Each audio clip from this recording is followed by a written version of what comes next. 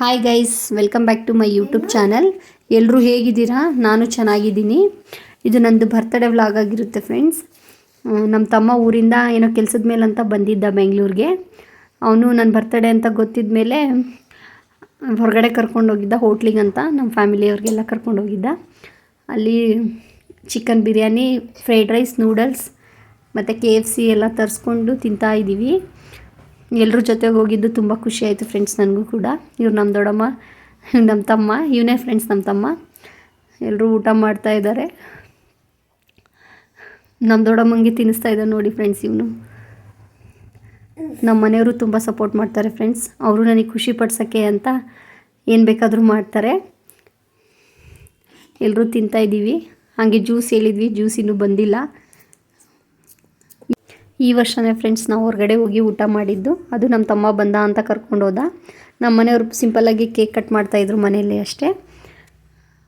ಈ ವರ್ಷ ಹೋದ್ವಿ ಹೊರಗಡೆ. ಚೆನ್ನಾಗಿತ್ತು ಫ್ರೆಂಡ್ಸ್ ಎಲ್ಲರ ಜೊತೆಗೆ ಹೋಗಿದ್ದು. ನಮ್ಮ ಮನೆಯವ್ರು ವೀಡಿಯೋ ಮಾಡಿಕೊಡ್ತಾಯಿದ್ರು ತಿಂತಾ ಇರೋದನ್ನ. ಹಾಗೆ ಜ್ಯೂಸ್ ಕುಡಿತಾಯಿದ್ವಿ, ಜ್ಯೂಸ್ ಬಂತು.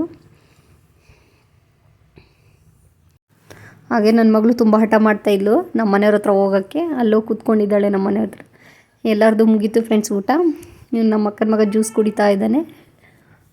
ಎಲ್ಲರೂ ಹಾಗೆ ಒಂದು ಸ್ವಲ್ಪ ವೀಡಿಯೋ ಮಾಡ್ಕೊಂಡ್ವಿ.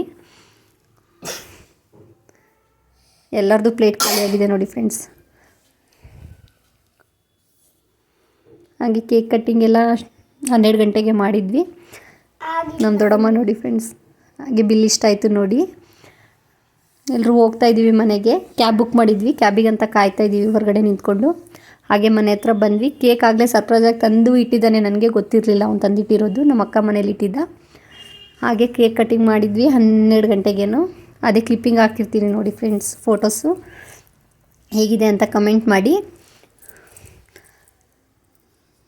ಫೋಟೋಸ್ ತೊಗೊಂಡ್ವಿ ಅಷ್ಟೇ, ವೀಡಿಯೋ ಏನು ಮಾಡಿರಲಿಲ್ಲ. ನನ್ನ ಮಗಳು ಬಂದು ತಿನ್ನಿಸ್ತಾ ಇದ್ದಾಳೆ ಕೇಕ್. ತುಂಬ ಚೆನ್ನಾಗಿತ್ತು ಫ್ರೆಂಡ್ಸ್ ಈ ಸರಿ.